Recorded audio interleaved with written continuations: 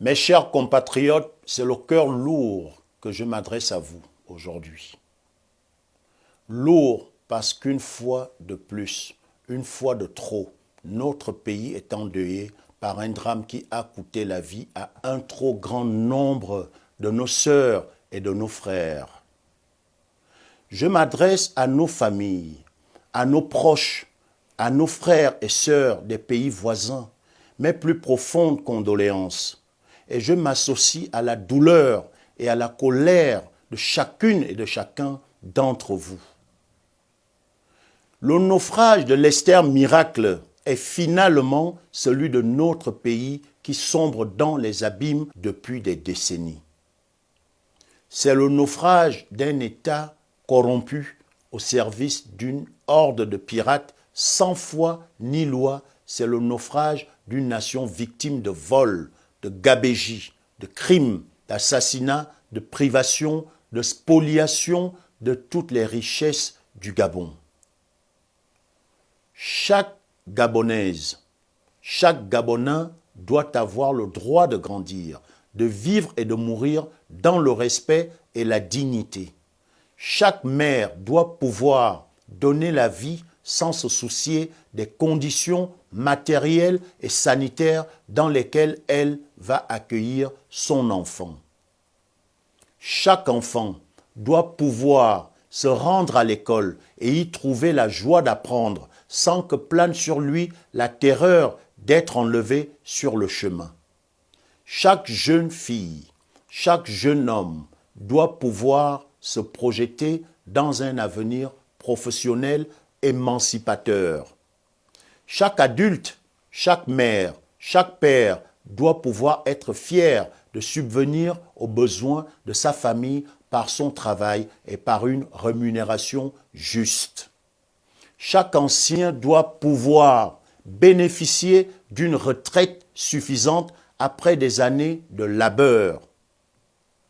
Chaque accidenté de la vie, touché par l'incapacité à travailler, doit pouvoir bénéficier des aides de l'État sans avoir à mendier.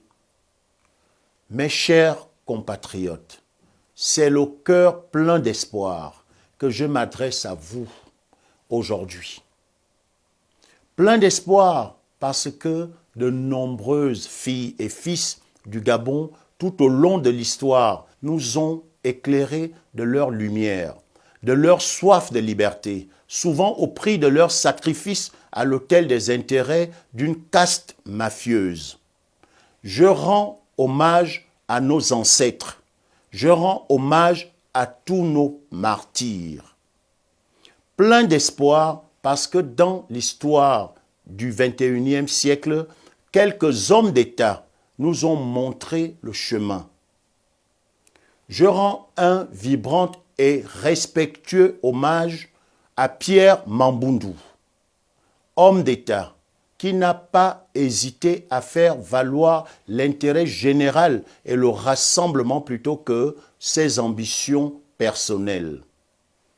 Je rends un vibrant et respectueux hommage à André Mba-Obam, vainqueur de l'élection présidentielle de 2009, qui par son discours historique de Barcelone a semé les graines de la liberté qui poussent encore aujourd'hui malgré les vents mauvais.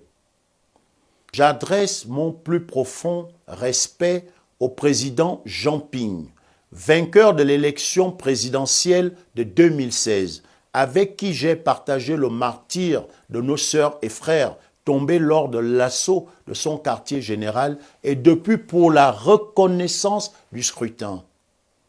J'adresse au président Ping mon plus profond respect et mes hommages pour la constance de son engagement, pour l'espoir qu'il a rendu aux Gabonaises et aux Gabonais. Le cœur plein d'espoir, et surtout parce que le Gabon compte de nombreux et valeureux patriotes sur son sol et dans la diaspora. La principale richesse du Gabon, ce sont les Gabonaises et les Gabonais. Mes chers compatriotes, après plusieurs mois à parcourir l'Europe et l'Amérique du Nord, à la rencontre de nos compatriotes et de hautes personnalités internationales. C'est depuis Bruxelles que j'ai choisi de m'adresser à vous aujourd'hui. Bruxelles est la capitale politique de l'Europe.